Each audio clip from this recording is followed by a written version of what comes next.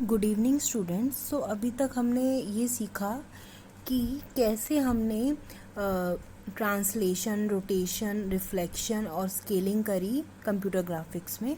सो किस तरह से वो हम एक इस तरह के पॉलीगॉन के वर्टिसेस के इनपुट में क्या आउटपुट देता है, हम उस आउटपुट वाले जो भी आउटपुट में वर्टिसेस आते हैं हम उसको प्लॉट करेंगे। तो हम देखते हैं कि ये ट्रांसलेट कैसे कर देता है, स्केलिंग कैसे कर देता है, रिफ्लेक्शन कैसे आती है, रिफ्लेक्शन कैसे परफॉर्म करती है, या हमारे पास रोटेशन कैसे परफॉर्म करती है। लेकिन जो अभी तक हमने देखा, हमने क्या किया, रोटेशन अबाउट ओरिजिन सीखा, रिफ्लेक्शन अबाउट दिस लाइन सीखा और स्केलिंग अबाउट ओरिजिन सीखा, ठीक है। और फर्दर ट्रांसलेशन के लिए हम इन तीनों चीज़ों के लिए हमने क्या करा, लेफ़्ट साइड से हमने मैट्रिक्स से मल्टीप्लाई करा। लेकिन और ट्रांसलेशन के लिए ऐसा कोई मैट्रिक्स नहीं थी कि हम लेफ़्ट साइड से मल्टीप्लाई करें, ट्रांसलेशन के लिए हम ऐड करते हैं, ठीक है। तो क्या कोई ऐसा सिस्टम हम बना सकते हैं, कोऑर्डिनेट सिस्टम, जिसमें हम मैट्रिक्स से हम मल्टीप्लाई करें और हमारे पास ट्रांसलेशन वाला भी हमारे पास, हम उसको भी इस तरह से कंपैटिबल बना सकें कि हम लेफ़्ट साइड से मैट्रिक्स से मल्टीप्लाई करें और ट्रांसलेशन परफॉर्म हो जाए। फर्दर क्या हम कुछ ऐसी मैट्रिक्स बना, अगर हमें ऐसा हम कर पाए कि हम ट्रांसलेशन के लिए हमने ऐसी मैट्रिक्स बना ली सच दैट कि हम ट्रांसलेशन परफॉर्म कर पा रहे हैं, तो उस केस में हम मूवमेंट अबाउट जो ओरिजिन हमने ये तीनों करे थे, रोटेशन, रिफ्लेक्शन और स्केलिंग, इनको भी ईजिली परफॉर्म कर पाएंगे। वो मैं बताऊंगी बाद में कैसे, कि अगर मूवमेंट अबाउट नॉट ओरिजिन होंगे, अगर ये ओरिजिन के अबाउट नहीं होंगे और हमें ट्रांसलेशन के लिए एक मैट्रिक्स पता है, ठीक है, तो हम उसको परफॉर्म कर लेंगे। वो वाला चीज़ मैं तुम्हें बाद में बताती हूँ कि हम कैसे परफॉर्म कर रहे हैं, ठीक है। तो ये सिस्टम हमें एक बनाना है सच दैट कि हमारे पास एक मैट्रिक्स आ जाए, सो दैट हम ट्रांसलेशन परफॉर्म कर सकें। तो उसके लिए जो सिस्टम होता है वो that is homogeneous coordinate system होता है। अब कोई भी 3D का पॉइंट है, हम क्या करें, 2D से 3D में जा रहे हैं। अभी हम जो मैट्रिक्स देख रहे थे, हम उसमें क्या कर रहे थे, हम मैट्रिक्स जितनी भी रोटेशन, रिफ्लेक्शन और स्केलिंग के लिए बनी थी दैट इज़ 2x2 मैट्रिक्स, ठीक है। हम ट्रांसलेशन के लिए जो हम मैट्रिक्स बनाएंगे वो 3x3 होगी, ठीक है। सो अब उसके लिए क्या कर रहे हैं, हम 2D से 3D पे जा रहे हैं। अब कंपैटिबिलिटी बनानी है तो कुछ ना कुछ सही लिखना पड़ेगा। तो 3D point of the form, कोई भी 3D पॉइंट है जो इस फॉर्म का है, TX, TY and T, that means T का मल्टीपल है, वो इक्विवेलेंट है 2D पॉइंट के XY के। तो हमने एक तरह से एक ब्रिज बना दिया कि कोई भी point XY is equivalent to this 3D point. अगर मैं उसको किसी नॉन ज़ीरो T से मल्टीप्लाई करती हूँ, या अगर मैं किसी नॉन ज़ीरो T को इस पॉइंट से मल्टीप्लाई करती हूँ, then this point is equivalent to 2D points XY। That means 2, 3, 1 is equivalent to the point 2, 3। It is also equivalent to the point of 2, 3, क्योंकि आप जैसे इसमें से 2 कॉमन लेंगे तो आपके पास आ जाएगा 2, 3, 1।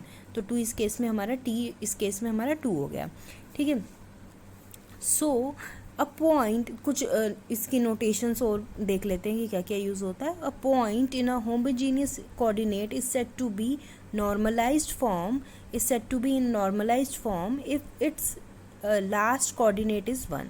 दैट मीन्स लास्ट कोऑर्डिनेट जो होगा वो 1 होगा, तो मैं इसको नॉर्मलाइज्ड फॉर्म में बोलूँगी, और जिसमें 1 नहीं होगा उसको मैं नॉन नॉर्मलाइज्ड फॉर्म बोलूँगी। So each 2 dimensional point has a unique set of normalized homogeneous coordinate.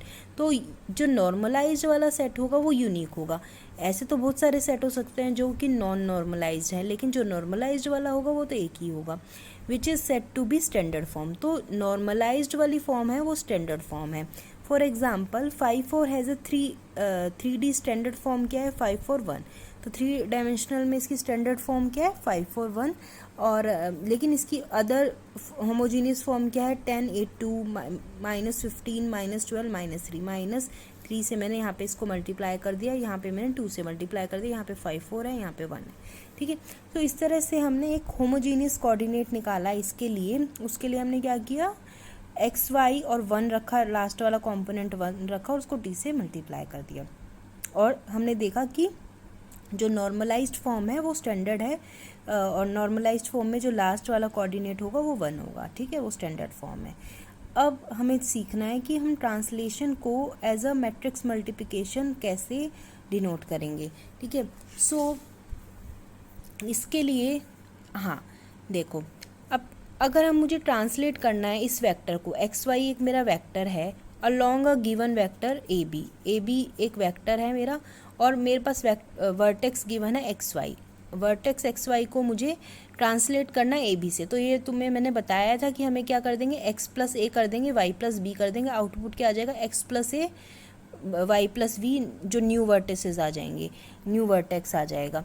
ये तो तुम्हें करना आता है, लेकिन अगर मुझे इसको 3D में परफॉर्म करना हो, ठीक है, और बेसिकली मुझे मैट्रिक्स मल्टीप्लिकेशन लेके आना हो, तो मैं कैसे करूँगी। तो हम क्या करेंगे, हम जो भी मेरा वर्टेक्स गिवन है उसको मैं ऐसे लिख लूँगी स्टैंडर्ड होमोजीनियस फॉर्म में, उसको मैं यहाँ पर लिखूँगी, ठीक है। तो आप अभी मैं बताती हूँ यहाँ पे लिख, आपको करना क्या है, मैं इस मैट्रिक्स से मल्टीप्लाई करना है। इस मैट्रिक्स में क्या खास है, इसमें आप देख सकते हो ये मैट्रिक्स आइडेंटिटी मैट्रिक्स की तरह ही है, लेकिन जो यहाँ पर एलिमेंट है जिससे आपको ट्रांसलेट करना है, फर्स्ट एलिमेंट ए आएगा और सेकंड एलिमेंट यहाँ पर बी आएगा। बेसिकली आइडेंटिटी मैट्रिक्स में अगर मैं 0 0 0 0 0 ए बी 0 वाली मैट्रिक्स ऐड कर दूँ तो मेरे पास ये आ जाएगा, ठीक है। तो तुम्हें ये याद रखना कि आइडेंटिटी मैट्रिक्स है और ये वाले जो नंबर हैं वो ए बी है।